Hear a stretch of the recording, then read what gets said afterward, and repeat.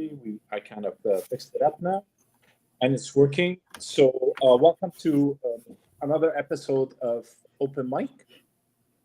I'm your host, Transi Chiri. I'm a psychic medium, a healer, and a coach. My co-host, Tanis Coughlin. I'll leave it to you. Go ahead. I'm Tanis Coughlin. I'm owner and operator of Twillo Lifestyle Community and the Twillo Lifestyle Academy. I'm a Reiki master, crystal master, Celtic shamanic high priestess, a channel, and a galactic ambassador.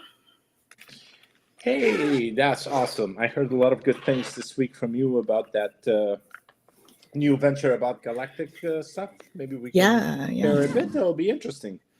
Sure. Yeah. I mean, we're starting our own show on a network. So stay tuned because you'll have more information coming up for that. And I will be, I've been asked to be on a show, which is called Beyond the Tin Hat. Tinfoil Hat? Beyond the Tinfoil Hat. With a guy named Ryan Stacy, who is prominent in the field and does investigations and stuff. So yeah, so I'm looking forward to it. Quite honored. I'm honored to be asked. It's awesome. Mm-hmm. That is interesting. So tonight's episode, I thought, or I was called to talk about love. What is love? Where does it come from? Where does it go to? How can we acquire it? How can we store it? How can we get it? And it seems that in general, we're always running after it. Mm-hmm. I don't know why that is, but I think it's a good topic to discuss. Mm-hmm. So, based on your experience, where do you think it comes from? Within.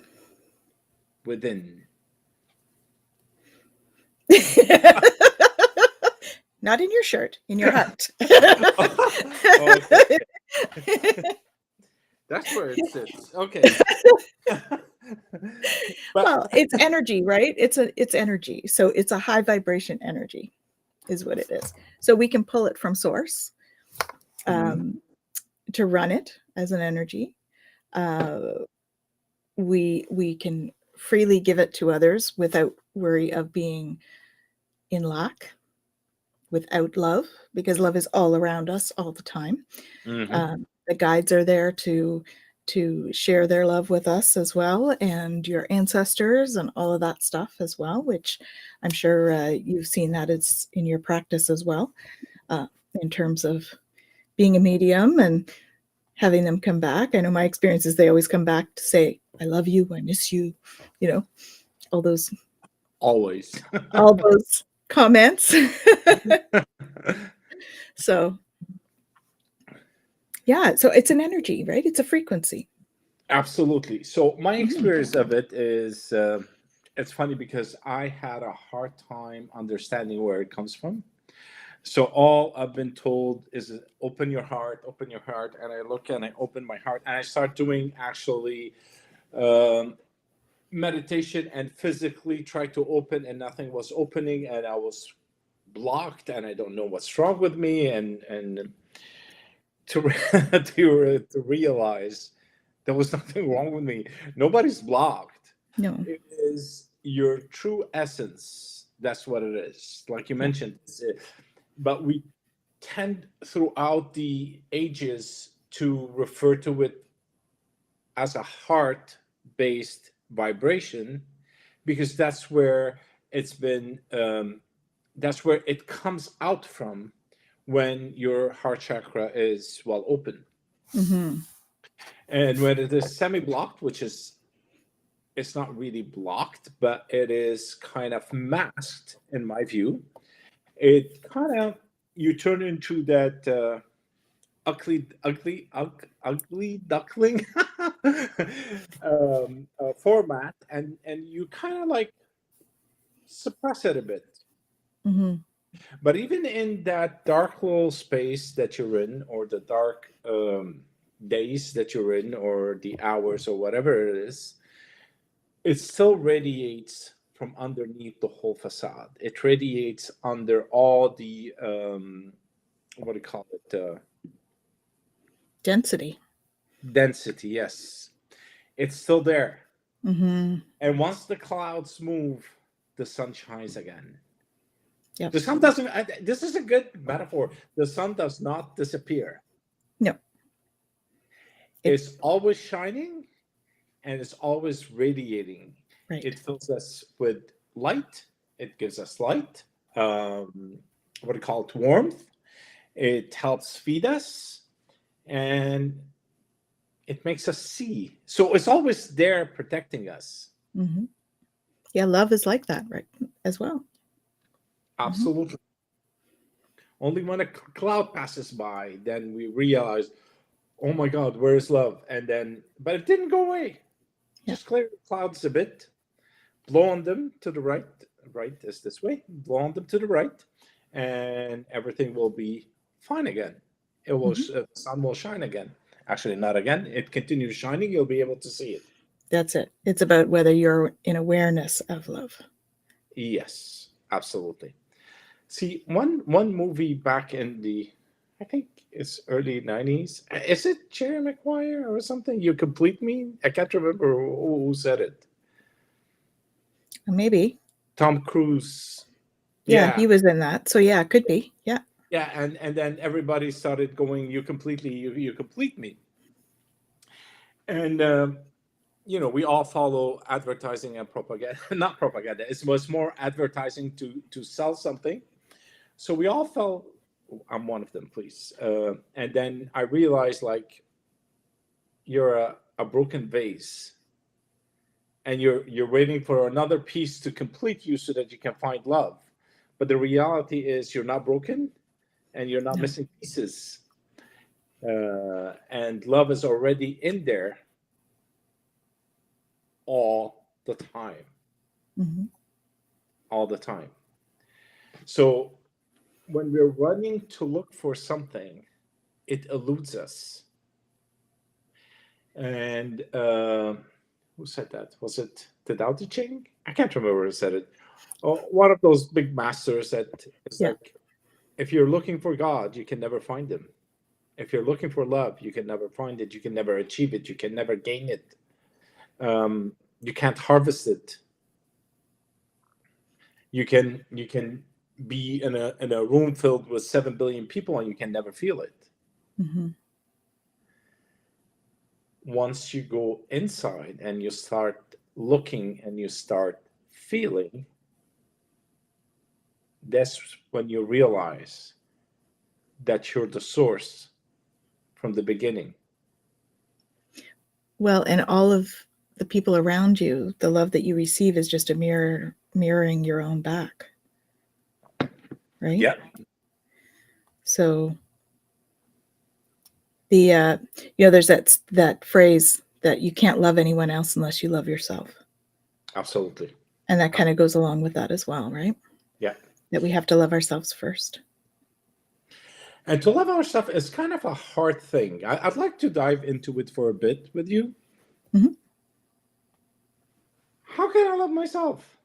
I'm already in love with myself, I think. But, if I just do a bit of a facelift over here, or maybe here, and so I think love has a very big tie-in when it comes to self about acceptance. Mm-hmm. Self-acceptance, right? And that's brings us to that shadow work thing. So it's about loving all parts of yourself, not just what we perceive as good parts. It's all parts. So even those parts that, those ugly, the good, the bad, the ugly, we have to love all of it, not just the good, right? Because we all have stuff. We all do stuff that we regret. We say something that we shouldn't have said, or we react instead of respond, and we feel regret about it. And that's just who we are. But we can working on accepting all of those parts of you will help you to feel the love inside. Because I think when we have the denser emotions, mm-hmm. we tend to have more difficulty feeling that within. Yeah, that's the That's the suppression part of it all. Mm-hmm. Now, shadow work, and I know we touched on that topic a couple of times Mm-hmm. before, and I'd like to touch on it again because it's kind of scary for some, Mm-hmm. because you're diving into the unknown, you're diving into darkness, and you're diving into pain. Are you though?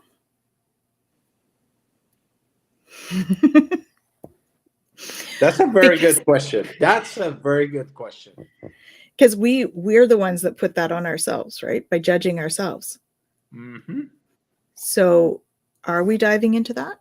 Or is it just a very honest, authentic look at self that's required?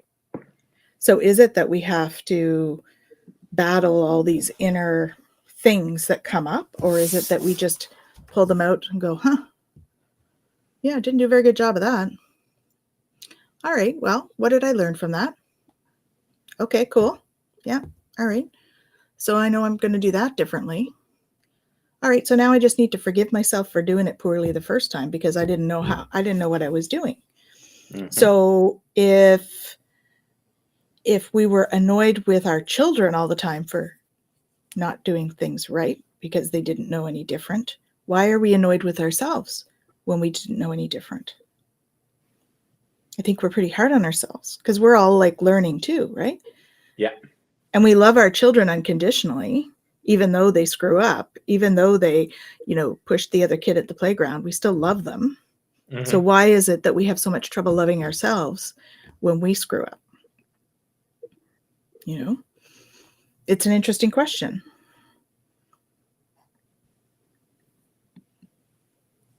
What do you think? Uh, that brings us back to last week's episode. The ego.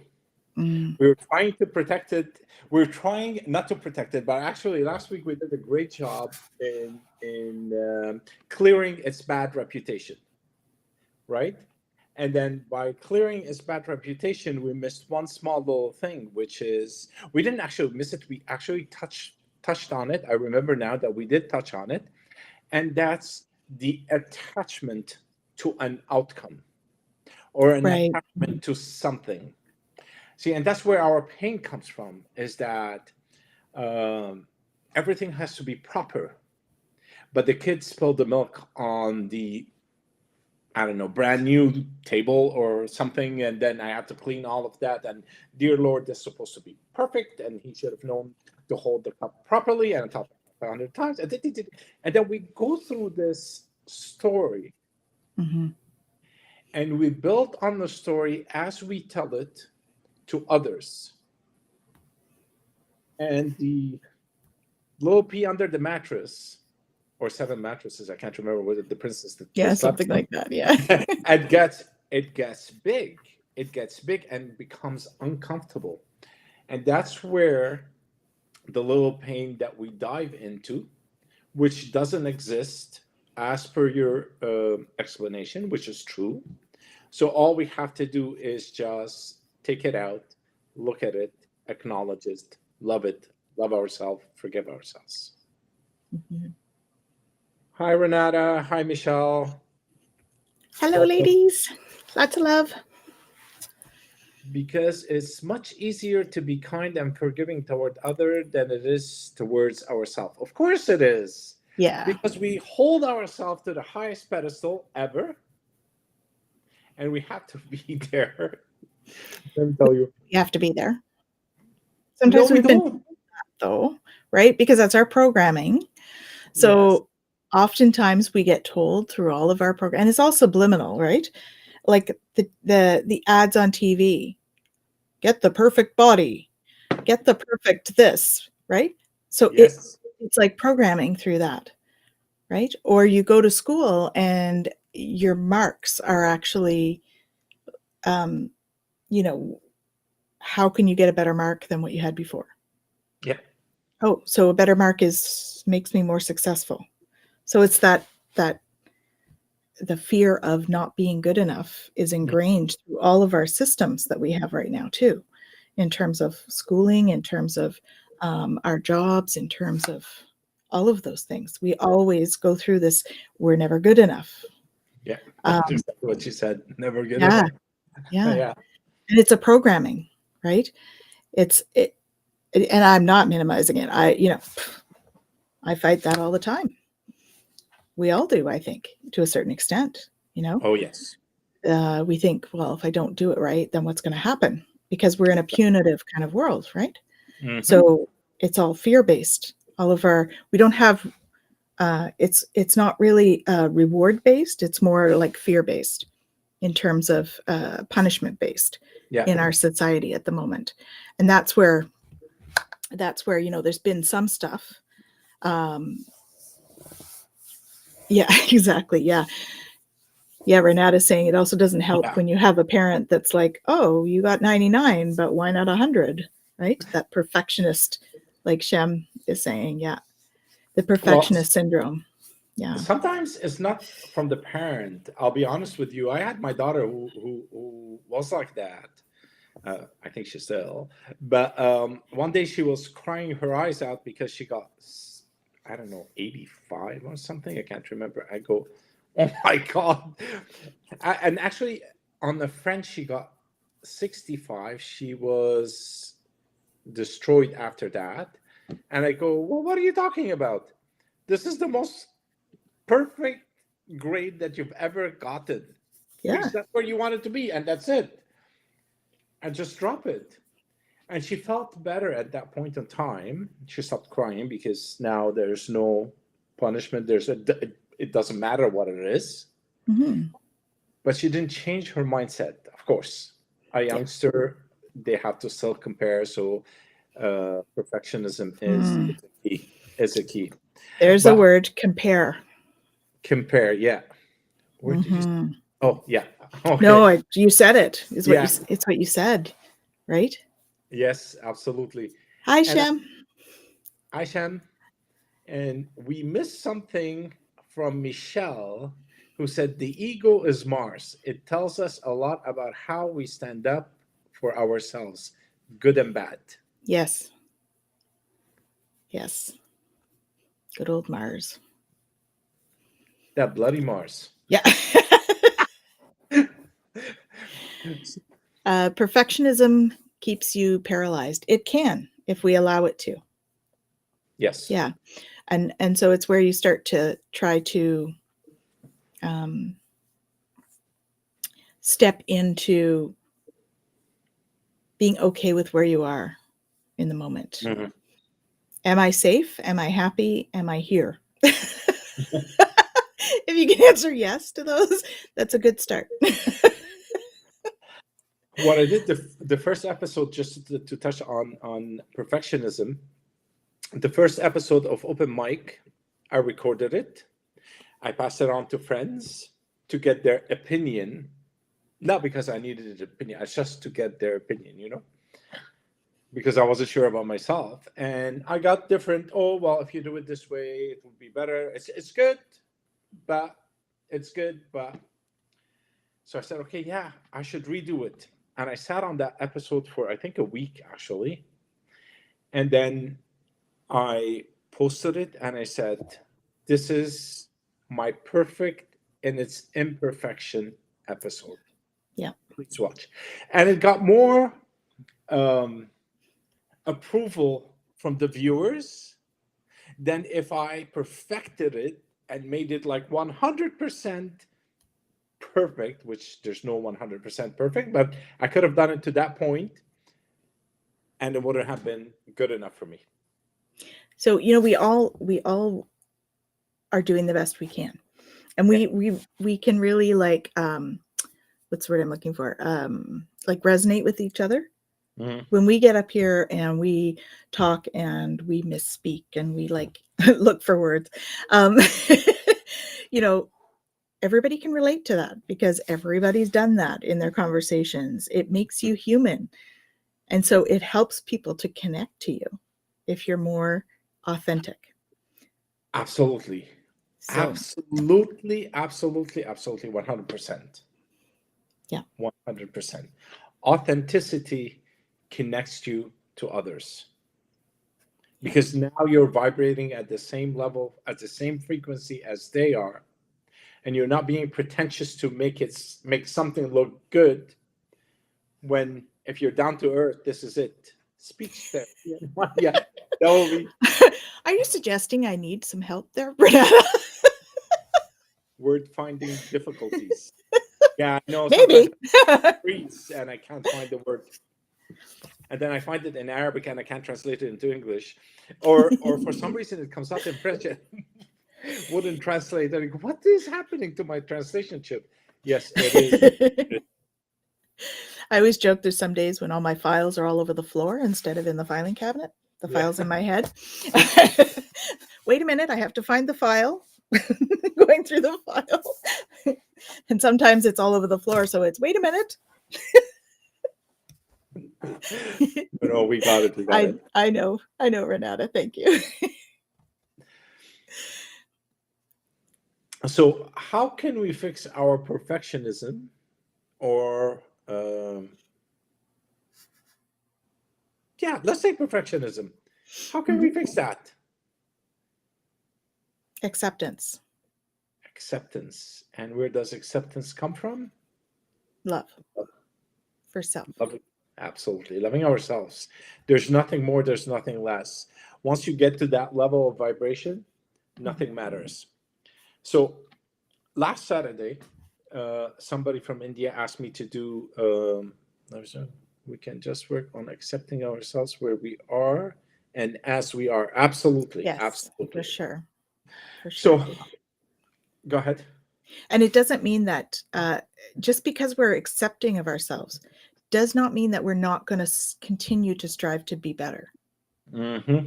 Right? Accepting does not imply stagnation where you are. It implies I'm okay with where I am right now, and I'll be okay with where I am tomorrow, because we are never the same person 2 days in a row. And so we continually can push to learn more, to be better, to do things in a different way if we want to, if we choose to. I mean, we don't want to change everything about ourselves every day, right? But there might be something. Today I'm going to work on this, or something presents itself and you're like, oh, that's new. Oh, so I now know if I do that, this is a better outcome. Okay, so I need to do that. Right? Yeah. So other people's lives can seem better than ours because we're comparing their director's cuts with our behind the scene. that's Absolutely. right. Oh my God. That is Yes, like bang on the head. This is bang on. absolutely. Yeah. And that's why social media messes up people. Mm-hmm. Exactly. I was just going to say that because, we look on social media and everybody's smiling and look what I did today.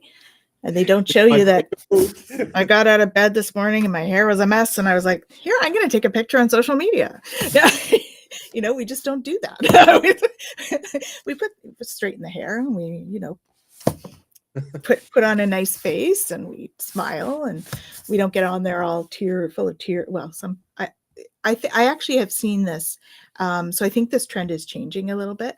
I have seen on things like TikTok where people are just really authentic and they're just sharing their emotion and they're having an emotional day and they just get on there just to be.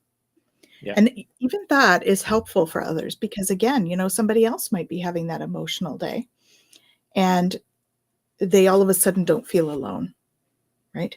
If somebody is doing having a similar kind of day. And it's amazing. It's amazing the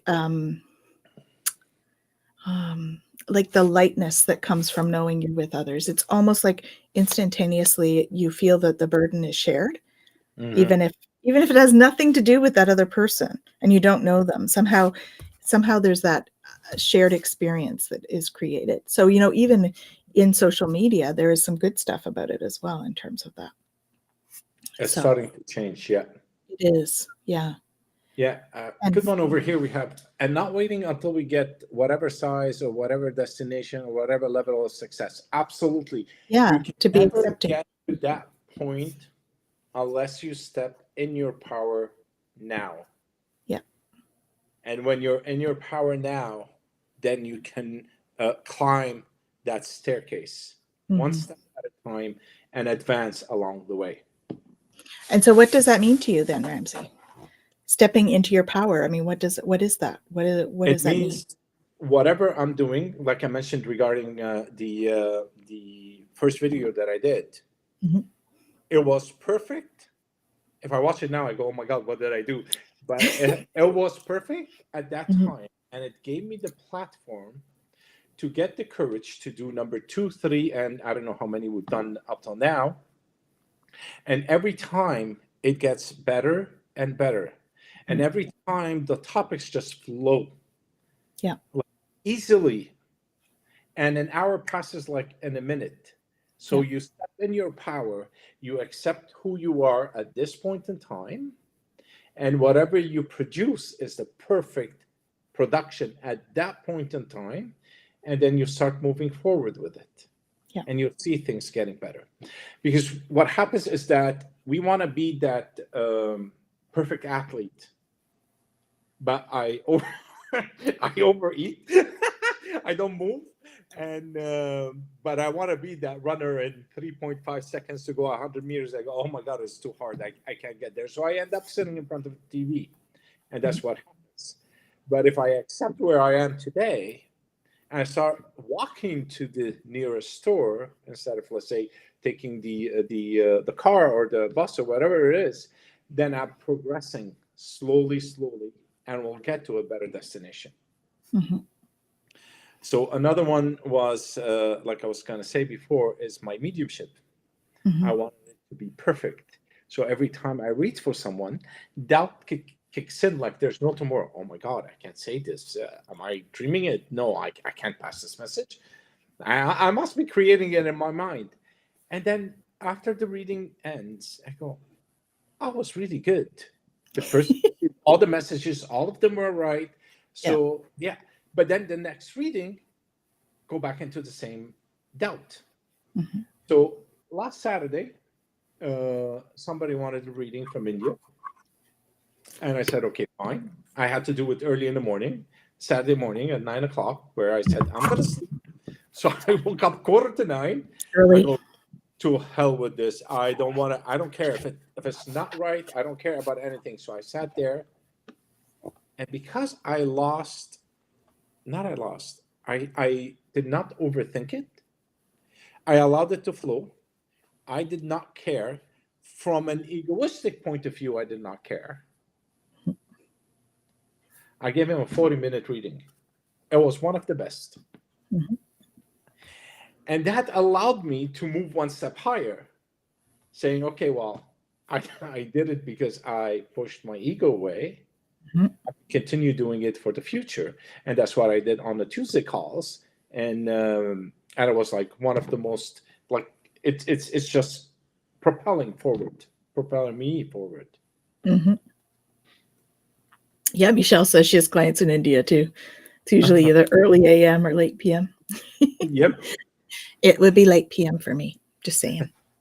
Well, Not early morning for me. That's not my I thing. did a reading for somebody in Australia, and I had to do it at 9 o'clock at night so that she can be 9 o'clock, or no, I think she was 10 o'clock or 12 o'clock or 10 o'clock in the morning over there, something Mhm. like that. Yeah, I know it's hard when you're dealing with time differences. But isn't it amazing though that you know, no matter where we are on the earth, that people are full of love. Yes. Have you noticed that? Like my business was very local before the pandemic.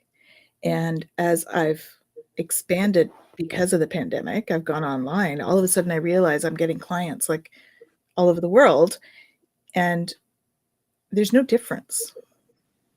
It hits me like that there's no difference. I mean, there's differences in culturally and stuff like that, but in the essence of who we are, in the healing work that we all do, it's the same. We Mm-hmm. all have the same hangups. We all have the same, perfectionist tendencies that we need to release. And it's amazing because it's all caught in that collective consciousness. So we're still fighting the collective consciousness when no matter where we are in the world. Absolutely. And yet the love is there. Yeah. It's looking inside to find that, right? Yeah. I like to remind people that the ego is not our enemy. It's there for a reason. Absolutely, it is. Mhm. And it's not our enemy, and we should not be protecting it. It is there because this is who we are. It's a collection of experiences that created the character that we are today. And Mhm. an ego is an attachment. That's the one that we have to be careful with. Because last week we had a good hour discussion on the ego. And that attachment is what we have to rein in, basically. Not destroy, just rein in. Yeah. Just be aware of. Yeah. Yeah. So it's like doing the shadow work. There's a scared, wounded child within us that is looking for love and acceptance. And here we are trying to constantly reject it. Yeah. Yes, that little child within us has to come out. The day that, well, that's from my experience. The day that you go down the street with I don't know, you jump in a puddle of water and you don't care what is happening, or you allow yourself to be a child without having to look at what is happening around you and who's looking, that's when you start releasing the the shackles. That's what it Mhm. is. You're releasing the shackles because it feels like our inner child is always caged into that little space. And we, like you said, is correct. We cover it very well so that we don't want to hurt it. So we're covered very well, hurting it and hurting ourselves because that is us at the end of the day.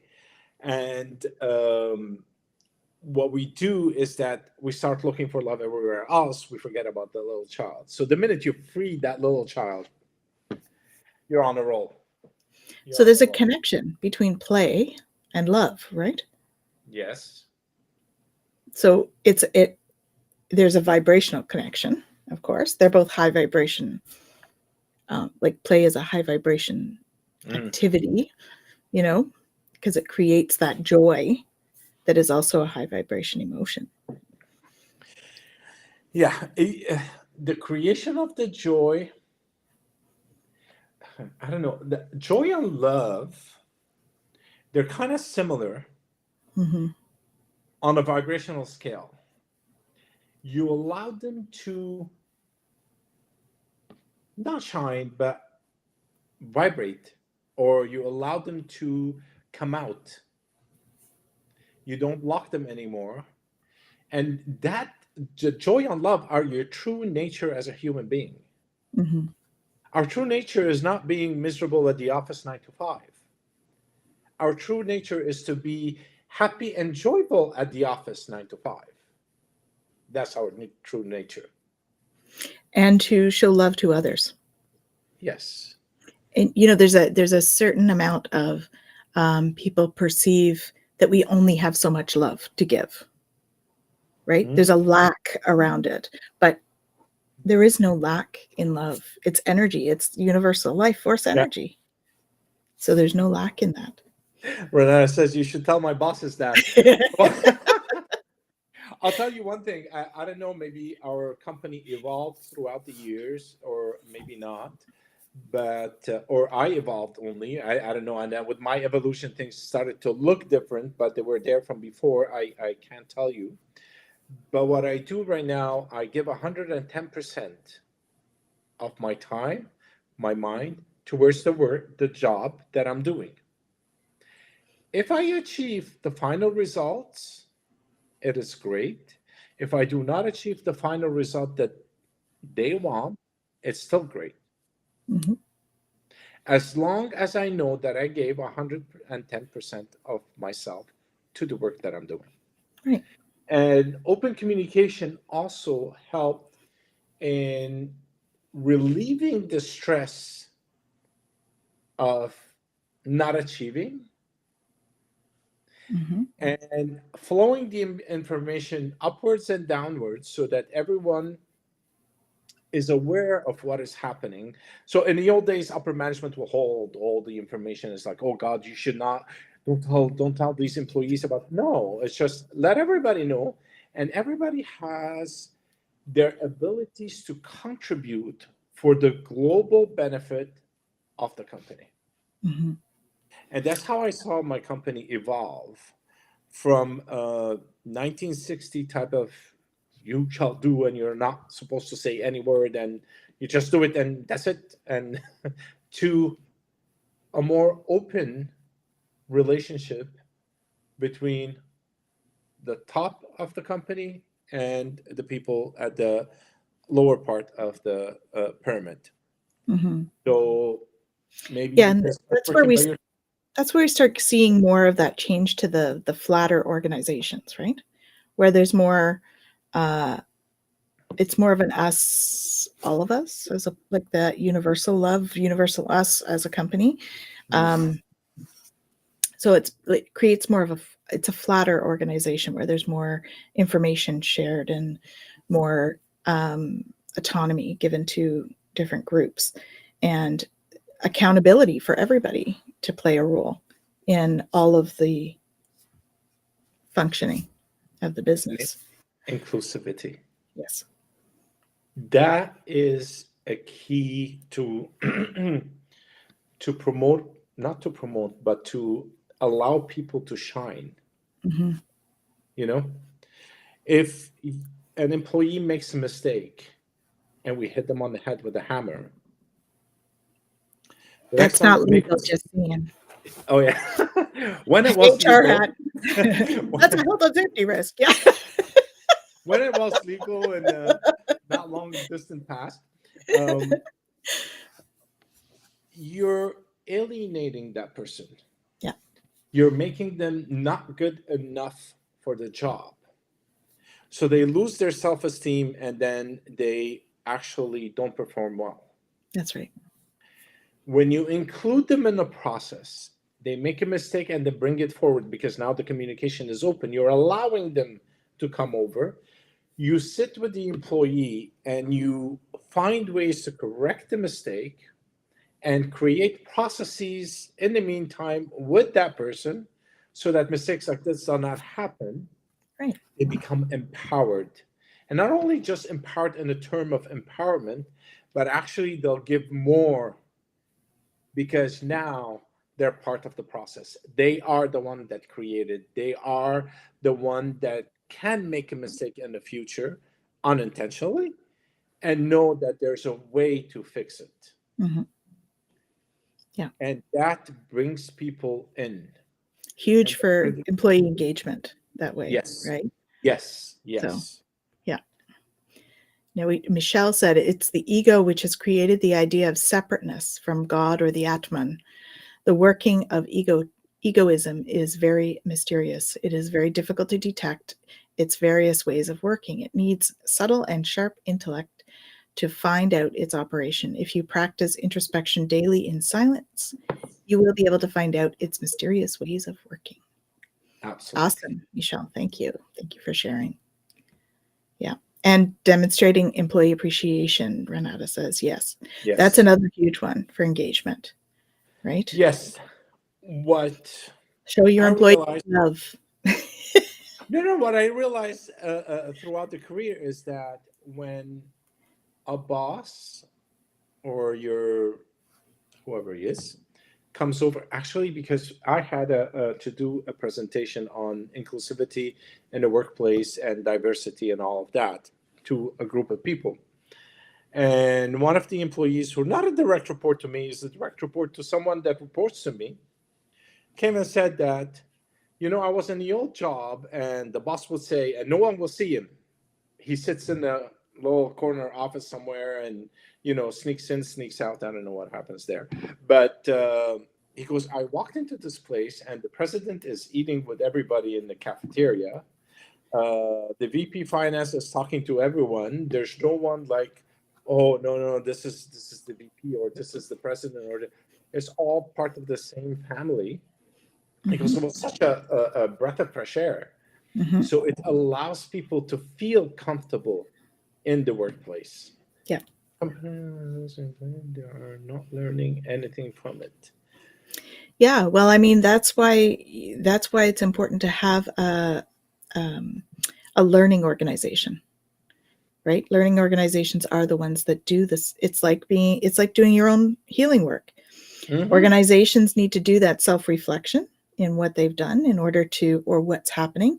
And that's where like things like the quality indicator reports come out, and you take a look and where are we not. And I think there is a misconception to some companies, and they use the quality indicators as a punitive thing, when really they could be a learning organization and learn from that and do this engagement piece. And that's really where the strength of those quality indicator reports are, right? Yeah. So for those of you that aren't familiar with that term, the quality indicators are like when you take measures of where you're at, and there's certain numbers for each. It's a metric that you look at for companies. So like your turnover rate, for instance, like Renata's talking about, right? When you have a turnover rate and it's higher than what your like average would be. So, oh, that's just an it's like a PowerPoint Yeah. or a pinch point, right? That you need to look at that little pinch point because there's something going on there. It's just like for us when we have a reaction instead of a response to something. That's our little pinch point. We have to kind of go in there and take a look at what's going on. So as an organization, the quality reports become that part if a company is willing to do it as a learning organization. Otherwise, if you're not looking at it, they're going to stagnate, um, especially in this market now. Sorry, got my hat on, my work hat on, my HR hat. Somehow my management hat gone there. So I put in my management finance hat on, and I fully agree with you. We do get these indicators every other month, or every month actually. Mhm. I was going to say every other week, and we do follow up on them. And if the management is engaged, then something good comes out of it. If the management is not engaged, then it's another set of numbers that you collect, put them in a file, and put them in some kind of a drawer. Yeah. Yeah, there's no point in. I think it's a bit of a false economy in terms of if you have your employees working on these KPIs or the quality indicators, and they give you these reports and you don't do anything with it. Well, you've just wasted that money on Yeah. having it prepared, because what's the point of having it prepared if you're not going to act on it? It's good to have. Yeah. But that's exactly what happens in certain companies. It's good to have. We're collecting them. We're doing everything we can show our employees that we are doing, but there's no action that comes out of it. And not that the employees don't see that. Well, even the employees, though, if you're showing your employees, that is an action. I Yeah. mean, if there's nothing, like if you literally take it and you put it in a drawer, not even looked at, then it's a No. waste. It's a waste of money. Mm. Because at least if you're showing the employees, then they're getting something out of it. They'll get that there's progress, or they'll see that there's movement, or something. Yeah. They'll get something out of it. But if you don't do anything with it, then they're wasting their money having it prepared. Absolutely. No, we do use that every time it comes out. We evaluate why people are leaving, what is the Mhm. age bracket, and so on, to figure out how we can retain talent. Mhm. And in today's, why am I going into that? Let's go back into the hocus pocus, Well, ego and love. But it's actually, okay. love is It's part all of it. related because Yes, we're humans and we do have to work in a workplace. So, yeah, how do we work our way through all of this and still have love for each other in the workplace? I mean, there's so many toxic environments right now, yes. in terms of workplace thing, and it's because we're not showing each other that love. And why? Because we're comparing each other to each other all the time. Mm. And unfortunately, the KPI reports tend to do that. They do tend to put you in that position. One time I had a one employee that had an argument with another one, but the other one is an old timer, old school, Hmm. banged on the table. I guess he raised his voice, and my employee just fell into pieces. Hmm. So I took him out for a walk so that he can, release that energy. And afterward, I coached him. We had a good talk, a long talk. I said, okay, tomorrow you will go into the other person's office, and based on our discussion, you could be wrong. You apologize for the way you started the conversation. And then from there, you affirm that you do not accept such a reaction. And there's nothing wrong with that. Love, forgive and forget, and let's move on. Yeah. I think he lost 10 pounds in 5 minutes when I told him that. He stressed out, but he did sleep on it. And the next day, he collected himself, all his pieces, walked into that office, showed compassion, showed understanding, and spoke from a loving place. Right. And it was, according to him, the best thing that ever happened to him. Mm-hmm. And those two employees were on a good term until the old timer retired. Yeah. And all you have to do is just, if you're right or wrong, it doesn't matter. Yeah. It's about The moving person, forward, right? yes, if the other person misread your intention, you're wrong, even if you're right. And you're never wrong, but in this case, you're not right. So just go in and apologize and be apologetic, and not from a say, oh, yeah, I apologize. Well, you're such an ass. No, let it come from the heart, a true apology, then get to the point, and from there, close the argument by being firm and what do you call it? Being firm and loving at the same time, not confrontational. That's right. Yeah. And things just fall apart. All The this, and that would be like putting up your boundaries, right? yes. So in that situation, so I am really sorry that I triggered you, or whatever the case may be, right? Mm-hmm. But I do have a boundary around being treated the way you treated me yesterday, and so I'm really sorry that we had this. I think that we got off on the wrong foot, but you know, I think that we can change our interactions going forward. Something along those lines as well, right? Would be, it's putting up that boundary, saying this, Yeah. that is a sticking point for me. I do, and we teach each Yeah. other how to be treated, right? And doing that. So yeah. That's what happened. That was years ago. I don't remember exactly how it happened, but that was the route that he took. Mm-hmm. Things have to fall apart in order to come together in a more aligned way. Yeah, sometimes I think that it takes work either way. So you have to realize that there's something not working first before you can align things differently. And so sometimes that pain point of having them fall apart is sometimes what is the realization that, oh, something's not working. This isn't working for me.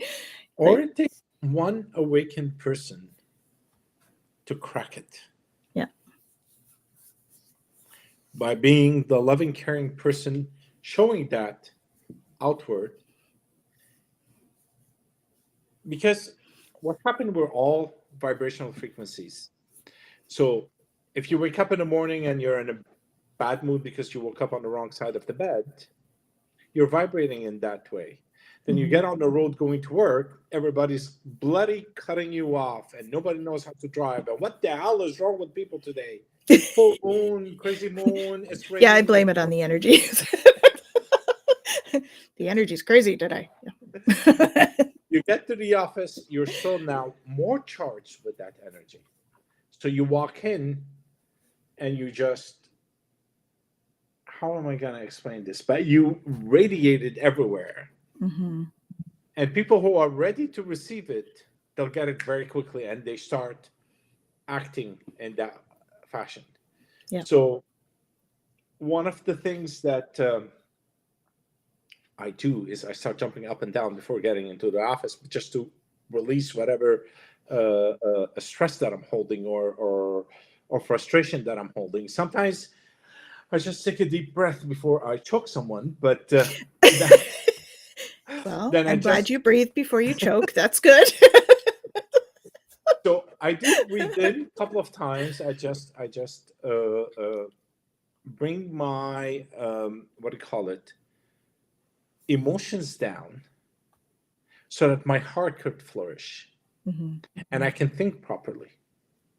Then the action that I take is not emotionally charged, negatively emotionally charged, Yes. but a positively charged action to something. All we can say to a joke is allowed. Yes, exactly. We want a written contract for that consent. I listen. I do understand. I manage people around the globe. I have a huge team um, in Montreal, Italy, UK, India, Australia, Malaysia, and of course, somebody's gonna sometimes trigger you, not because Piss they you are off. Piss you triggers. off. Yeah. They're going to piss you off. Yeah. But that's because you have a soft point somewhere Yeah. where they found it and they just went Yeah. directly into it. Yeah. So, since all these things are illegal now, you have to kind of pull back and breathe it down and act so that you can get it right. Mhm. Because to react is to recharge the same negative energy into a big ball and throwing it out. I don't say anything. Well, and that's the big, that's the whole healing journey thing, right? Because Yeah. as you go through the healing journey, you start to get to the bottom of what those triggers are. Mm-hmm. So when you can get to the bottom of the triggers, there are less of them because you can clear the triggers before you get triggered when you Absolutely. start that journey. And that's the beauty of starting on that healing Yeah. journey that we're going on, right? Because that way, and I always use a business thing actually with my clients when you're talking about that stuff. I bring in the root cause analysis because when something happens, it's never what you the surface reason, right? There's always a root cause to it, which is like 5 whys down usually. So asking why 5 times is how you get to the root of it, and that's how you start to work through your healing stuff too, right? Yeah. So I'm reacting to this guy. Why am I reacting? Because he makes me angry. Why am I angry? I can't remember who said that. You're never upset at the thing you think you are upset at. Yeah. I can't remember if it's Eckhart Tolle or someone else. There's always an underlying issue Yeah. that never surfaces. It's not on the surface for you to see it, but it hits you, and that's what rises quickly. Yeah. That's what rises, and then that's when you were saying 5 levels down. Yes, and it Yeah. could be deeper even. Yeah. See, And I most went. times it goes down to a fear. When we're reacting, there's always a fear at the base of it. What are we afraid of? Yeah, Right? not being That's base. seen or Or being being abandoned. That's another big one. abandoned. Yes, yes, Yeah. yes, absolutely, absolutely. Or not being perfect, which actually is a fear of abandonment. Yeah, But you're not going to be included anymore right. in my little club, Mm-hmm. and You have that's a what club? marketing. Oops, oops. I Am don't I want a to include member? you. Well, that's how marketing works. True. They create this, the let's say the Louis Vuitton club. Not everybody can afford a $10,000 purse. So you're part of the elite that, and I'm not going to use a word elite because now everybody can almost get one, even if they go on a hunger strike for a year and they buy a purse and they hold it. But you're part of that group of people, the select few that are allowed to hold this purse. So Mhm. you feel that sense of belonging to the, let's say, Louis Vuitton club. Mhm. and be part of it. So when you're carrying your purse, you're carrying your identity with you. That is your identity. So when you're excluded, that's when we start to fall apart. Oh, nobody wants to. So I can't get into the Louis Vuitton. Maybe I can get into, I don't know, something else which is cheaper, and go, oh, now I'm part of Donna Karen New York or something. I don't know. I'm sorry. I really don't know these things. Me So either. so It's not you, my you thing. you choose a club that is a bit less expensive, that you can afford, and be part of it. Mhm. And we always want to be included in whatever it is that is being done. Because we have that need for connection. We have the need for connection, and then we have a fear of being abandoned, like you mentioned. And we also want to be loved on the surface, because we can't find it. Now we can't find it. It is in us, it is radiating, but we're like putting so much pressure on it to keep it down so that we don't get hurt by allowing it to go out. So we hold that little child in us, cough, cough. And so we hold that inner child within us, and we suffer with it. Yeah. And we look for the love in all the wrong places. Yeah. Yeah. When it's that inner child that needs love. That It's inner that child. it's that be your own best friend thing. Yes. Right. Yes. And that's hard. It was funny. I said to a friend of mine today, like, they were being hard on themselves for their physicality. And I was like, don't talk about my friend that way. And he was being, self-deprecating or whatever. And I'm like, don't talk about my friend that way. But he thought about that for a minute. He's like, oh, okay. But it's true, we talk about ourselves in a way that we would never talk about a friend like that. Yes. Right? Because we don't have that sort of self-love piece. That's, if we can love ourselves, then we would love ourselves in the way that we love our friends. And that's a hard thing to do. Yeah.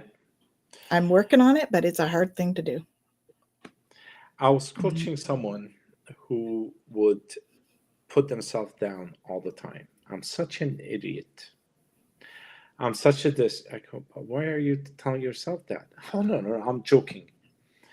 Yeah. So I sat her down and I showed her how her joke is working on her life.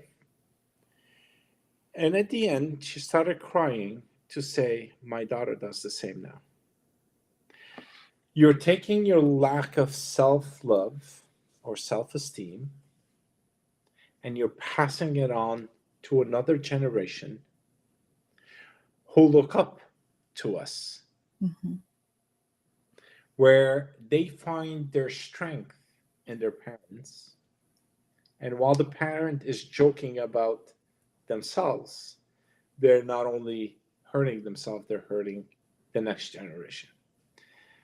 And that's when it was an eye opening. And then she started to change. And every time she catches herself, she just pulls back. And I go, there's nothing wrong with it.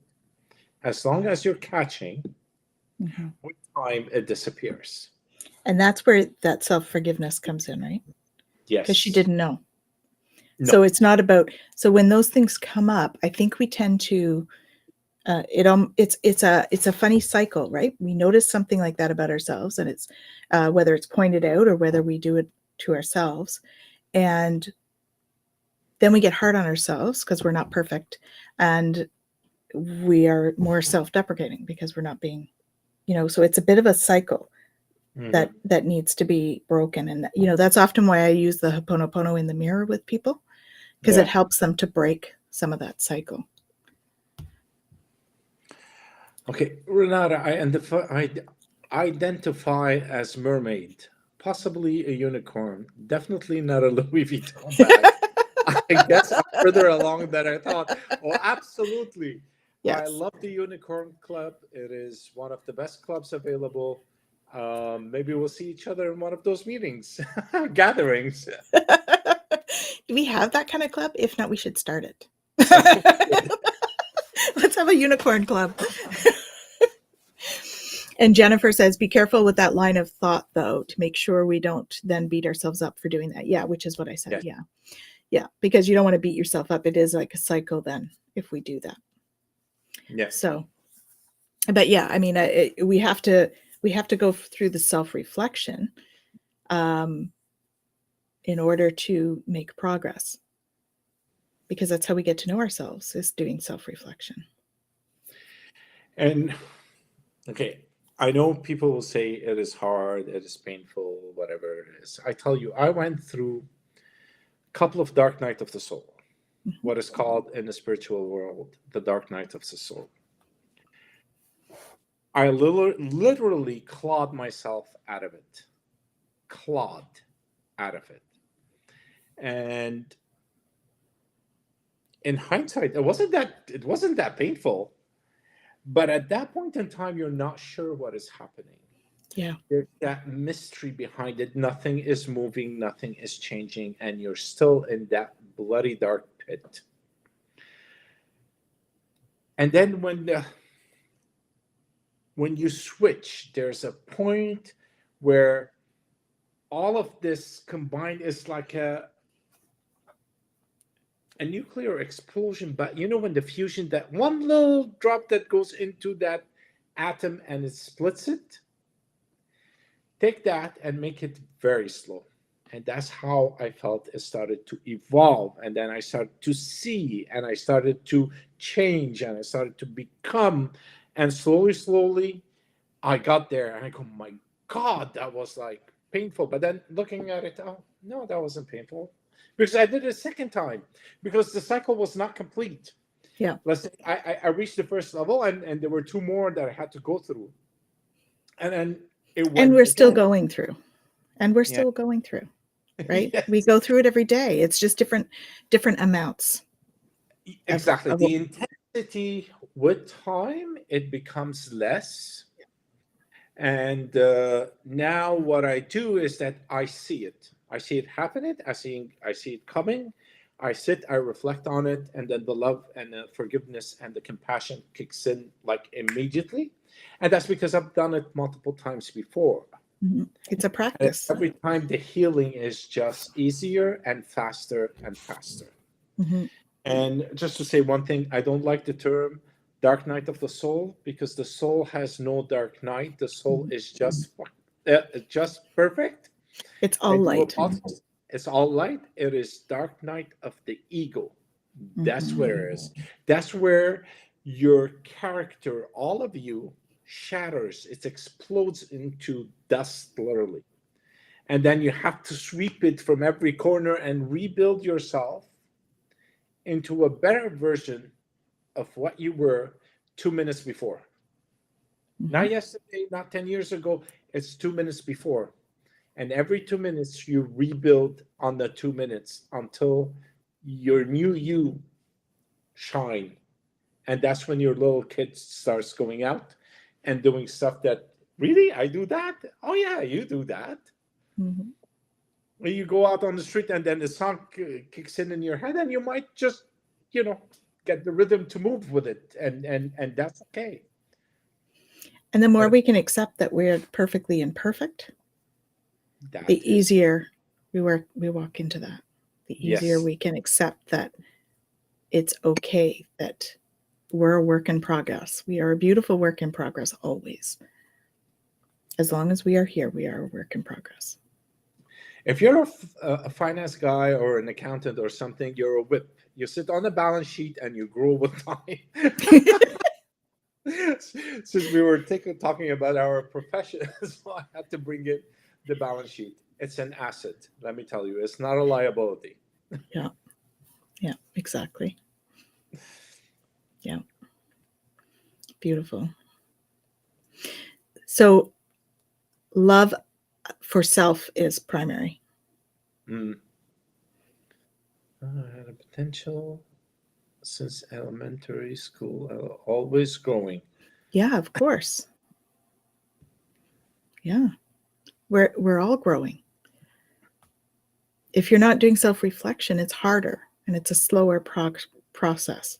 But we're all growing because we can't help but do that here. Yeah. That's Margie. Oh, that's Margie. Yes. Yeah.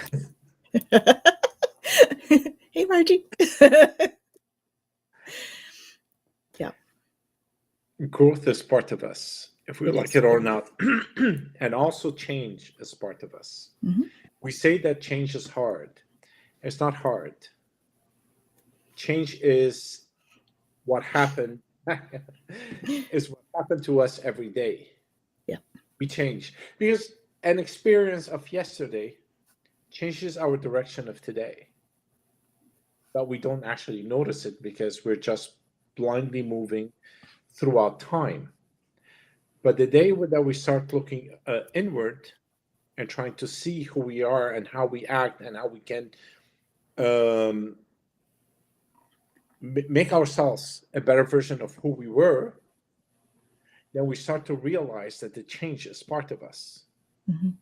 Whoever said that change is the only constant in the universe is right. Yeah. Yeah. Yeah. You can never have a good summer unless you have a harsh winter. Yeah. Well, you have to have, that's the balance, Yeah. right? We can't, if we had the same weather all the time, we would get bored. We would never appreciate it. Yeah.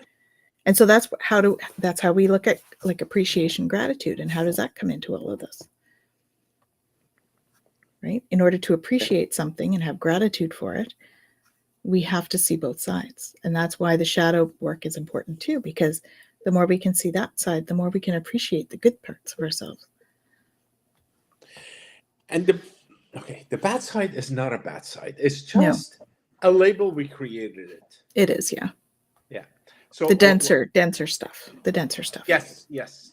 I don't know if I mentioned it last week. I was reading the Andean about the Andean society, and they have 3 levels of the vibration. One is the top level, which is the lighter. The middle level is where we live, where we are, and the lower level where the energy is a bit denser, where everything rises from there Mm-hmm. and it grows from there. So they don't call it the good, the bad, and here's the ugly in the middle. No, they're all part of one. You can't rise unless you're here, and you can't get here unless you were there. So there's a growth process that leads us to a lighter vibration, Mm-hmm. and we have to go through that. Yeah. And we need to embrace that process, because if it wasn't happening, we'd be stagnant. Yes, and what happens to stagnant water? It dies. It stings. Mm-hmm. So you need to be continuously moving and changing. Mm-hmm. The river of 5 minutes ago is not the same river as now, and it's not the same as 1 hour from now. Yep. It always changing.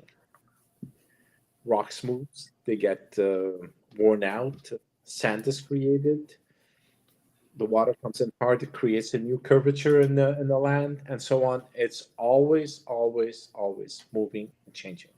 Mm-hmm.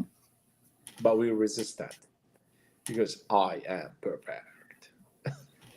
Well, I am. if we need to be perfect, think that we're close, and then everything changes, that creates a whole lot of anxiety, because then we're like, well, I was so close. It's almost like moving the finish line every time. Yeah.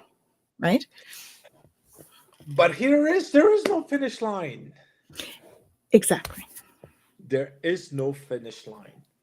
Yeah. What would you do at the finish line? Okay, you have champagne, and then you look for the create next thing to another finish change. But it is important, having said that, it is important to have not the champagne, but the celebration Yes. for your little wins, right? Because it solidifies you at that level. Mm-hmm. It just, oh yeah, I'm second now. Let me work a bit harder, and I'll go on first, and then I'll finish this, and then instead of doing it in 5 minutes, I'll do it in 3, and so on. And then I create a new challenge for me. Mm-hmm. Gratitude is all about, when you talk about those celebrations, it's a gratitude for being where you are. I'm grateful to have grown. It's also important to have people around you who are capable of supporting your journey. And seeing the beauty within. seeing the beauty within you, acknowledging where you are, and giving yourself credit for how far you've come. Yeah, exactly. Two things, which I thought we will talk about the pillars of success next week, but we can bring something into it this time around. The tribe to clap behind you to push you forward is one of those pillars of success, where it gives you the motivation and the push in order to move forward. What I realize is that if you're not in line with who you are, if you're not in line with what you want to do,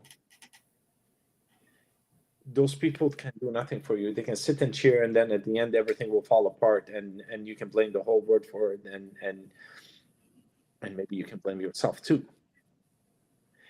But blame doesn't get us anywhere.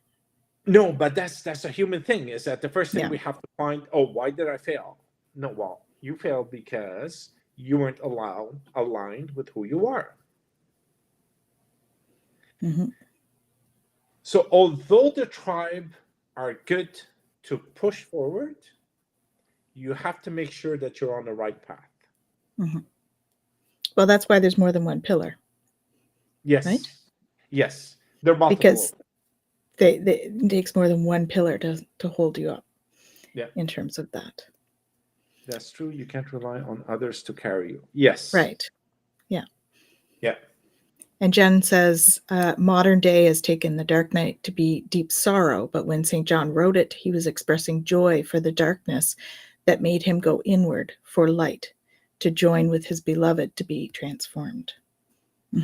I fully agree with that statement. Fully. Yeah. To Jen, there's definitely beauty to be found in the dark. Yep. Yeah. And what a powerhouse of people we got on tonight. Yes. What a beautiful group. All these beautiful questions. Thank you all for contributing. And sharing your energy. That's awesome. Absolutely. The dark night is the catalyst for the light to shine. And without it, you can never see it. You think you see it, but it's an imaginary light that you create. It's not the true light that shines from within. And you need that darkness. You need that, if you want to call it pain, it is pain. You're welcome, Renata. Thanks for Our doing pleasure. this. So it's the pain that you collect, and you say, well, this is me, this is me, this is me, this is me, and then everything collapses. And from there, it's like you're under the ashes. That's the dark. And then you rise from there. It is very important to our progression to go through it. And yes, it is not deep sorrow. It was never a deep sorrow for me, at least. No, it's a deep introspection as opposed to deep sorrow. Yeah. Yeah. When there's a pain point and you know that something has to change. And oftentimes those would be your bigger pain points that need to be addressed, right? So we said something earlier about, you have to step into the chaos to make change. And that's because we're all pretty stubborn and we don't like to change like easily. And so if we went with the flow and changed easily, it wouldn't be hard. It wouldn't be, the dark night of the soul. It would be just a change as all others. And I see it from my perspective, from my experience, is that I built up on a lot of pain throughout. So that had to happen for it to, and now like it's a daily practice of change. The literal translation would be obscured as opposed to dark. Oh, yeah. So you're bringing it into the light, or you're bringing it into clear. Yeah. As opposed to being hidden, it's clarity. And Renata says it can feel like death because it's the perception of who you thought you were falling away. But that can be an extremely unsettling emotional experience. Yes, it can. I strive to remember that emotions are energy. And so much like, when you jumped up and down before you go into the office, Yeah. that's to move the energy. So emotions, we see them as a bad thing, but if we can see them as energy and that they need to be able to flow, and we don't want to push it down, we need to be able to express in a way that's healthy and, and that we feel heard and that we're moving the energy.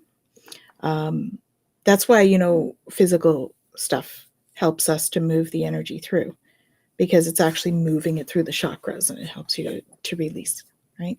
But we do have to go through that experience of pulling that emotion out and going, ugh, that doesn't feel so good. Okay.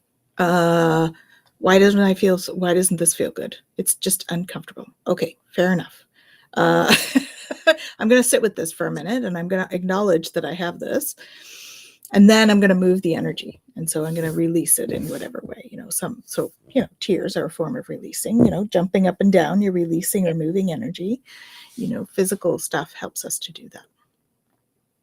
Jen says Sufi teachings, as well as many other mystic teaching, talk about the need to die before we die.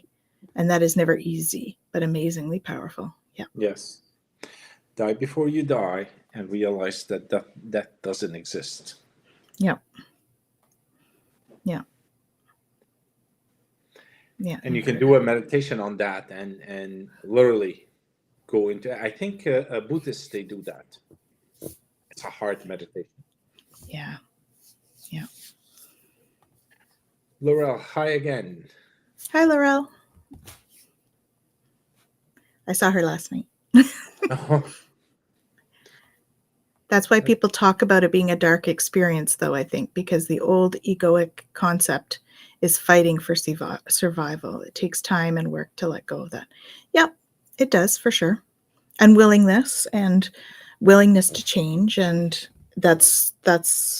and change is hard. Change is not something we enjoy, even though we're immersed in it all the time. I think sometimes we get like change stressed, like if there's a lot of change happening, it can stress us because it is a lot of energy moving through in order to make those changes.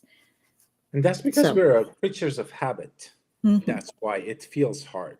Mm-hmm. It's just you're breaking a habit. Yes. It's like smoking. Yeah. It's one of the hardest habits, but you can break it and you can break any other habit. And that's where change kicks in. And I agree with you is that the ego gets shattered. That's what I said before, is that my whole me turned into dust. Mm-hmm. I had to recollect it into small little pieces in a little bin and then slowly rebuild the new me. And is it the new you, or is it just that you're starting to discover more of who you are? It is two things. The old egoistic patterns that needed to leave were not rebuilt within the new me, and discovering who I am at the same time. Mm-hmm. You're absolutely right. Yeah, because there's definitely an aspect of self-discovery and all of that. Change is new, so change is automatically scary to the ego. To the brain and ego is what demands to have all answers ahead of time, because that creates false sense of security. Yeah, sometimes we don't want those pieces picked back up. We just need to shred them so the true I'm thinking true self is and can be realized. Yeah. Yeah. Yeah, it's true. I mean, those are the ashes, right? We leave the ashes behind and we move forward. It's like releasing the stuff that no longer serves us. And we go through stages where we do that more because we know there's a bunch of stuff that's not serving us. I'm kind of doing a bit of that right now in terms of, activities that I'm doing and that sort of thing, because it's not serving me. So it's like the phoenix. Mm-hmm. It flies for 2,000 years, comes back to the Mediterranean, burn itself, and from the ashes, a new phoenix rises and goes back to live 2,000 years. Mm-hmm. Autocorrect. Don't worry about Yeah, it. no worries. I don't know how And the my real is right? in a parallel universe. Well, I mean, that's a deep question. I ask your guides. Sit down and write down whatever comes through. What is your life like in a parallel universe? I think that all things are possible. So it depends which universe you're going to tune into, right? You've probably got a universe where things are way better, and then probably got a universe where things are way worse in terms of timelines, right? I'm assuming that's what you're referring to as timelines. So when we go out and we make a decision to turn left instead of right, both are created, right? And so that's what I think that's what you're referring to, is what is it like in the yes when I pick no, or sort of thing, right? And that happens multiple times, and so there's innumerable. That's what I was going to say, is that pick a fork in the road and take the other road and meditate on it, and you'll see the outcome. Mm-hmm. You'll see the path. Yeah. But both paths are the right path. They both lead you to where you need to be. Yeah. Right. Sometimes we, so there's 2 points in your life. Sometimes we go like this. Sometimes we go like this. We always end up here somewhere, but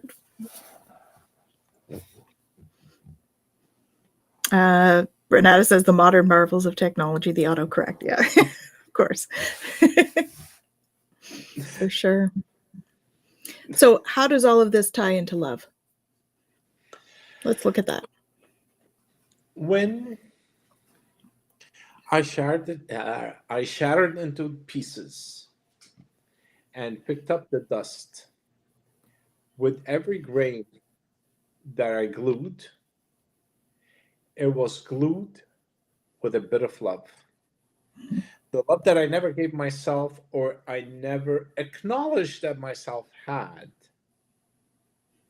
was what reshaped the person that became. Mm-hmm. So when you go through a dark night of the soul, or the dark night of the ego, or whatever it is, any dark night of whatever form or shape it is when you realize that you have suppressed the love for yourself for such a long time. Mm-hmm. So that really is the crux of it all, is love for self.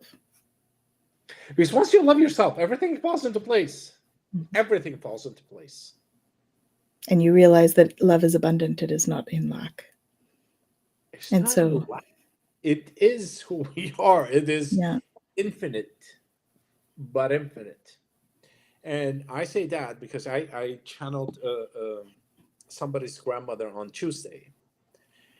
And the amount of love that she showed me, I wasn't able to speak. I was choking, and I wanted to cry. I wanted actually to turn off the camera so I can go bawl my eyes out and come back and talk to the person. Mm-hmm. That's how strong it is. And I saw it from the other side, where they do not have a physical body to show that love with a hug, to show that love with a word or anything. It's just it's like a fire hydrant that broke, and that love is just coming out. Well, I had an experience with the archangels this week, Mm-hmm. like that as well. Because when they come in and they're really working, they were working with one of my clients really closely, and it was just, it's like overwhelming. The love, and the heart chakra just opens up, and anything that's in there that's gunky has to come out. So, you just like start releasing and processing all the energy, because that heart chakra just, it's beautiful. It's beautiful. Beautiful feeling. Yeah. Very cleansing. So love can cleanse, right? And that's what 100%. Your tribe helps with. When we talk about that pillar of support, right? Being that tribe, your tribe comes forward and gives you that love for cleansing, love for support to help you work through stuff. Yeah, absolutely. Mhm. There's more than one way to get there, and they're always moving in the same general direction. Mm-hmm. We are love. That is our existence. So it's basically meeting ourselves in the true sense. It is. Absolutely, absolutely. That's a true statement. That is a true statement, and that's why it is very important to allow the little child within us to run free. And I Right now, invite you all to get crayons and a coloring book. That's I did that because I was doing some work on my inner child. And so I bought a coloring book and crayons. And I'm like, okay, I'm going to put fun music on and I'm going to sit here and color mhm. because my child wanted to color. You know, I mean, maybe it's not a coloring book for you. Maybe it's something else, right? Maybe your inner child really liked Tonka trucks or matchbook cars Or maybe dancing, or maybe dancing. Yes. Or singing. or singing, anything that has a flow of energy, a creative flow of energy. Yes, that's right. Creative. Yeah, Because I we could say, create that energy.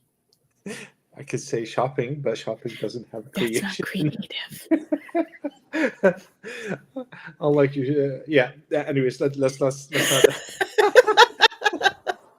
But this creative energy, it is amazing how it transforms.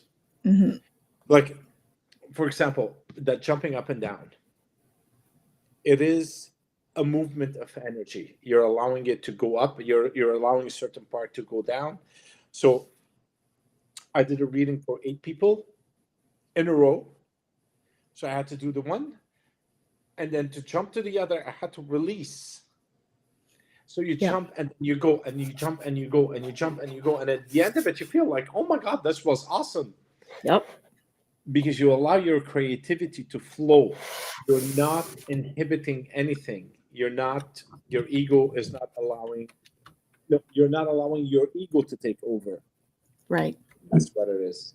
Playing piano, absolutely. Yep. Say, Exactly. it's awesome. So it's basically meeting ourselves in the truest sense. Absolutely. We are love. We're always love. There's nothing else. Love is not an emotion. Love is not something that comes out of something. It is us. It is our true essence that shines. It is. Yep. And it's an energy, right? It's all Yeah. about the energy. So Anyways, everyone, we're past the hour and we're still talking. Oh my God. I love that. I love it. I love it. I love it.